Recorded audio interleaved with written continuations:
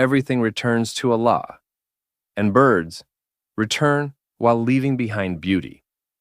Conclusion: are we reflecting? Birds are not just background creatures. They are signs, ayat, from Allah. They fly, not just with wings but with purpose. They sing, not just in sound but in praise.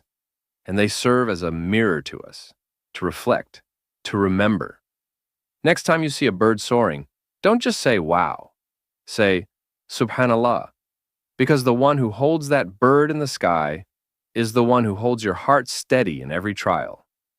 Inna fi dhalika la ayatin liqawmin yu'minun. Indeed, and that are signs for a people who believe. Surah An-Nahl, 1679. If this opened your eyes to the signs of Allah, don't let it stop here. Reflect. Praise Allah. Share this reminder. Let your heart be awakened by His creation. And next time you hear a bird sing, pause.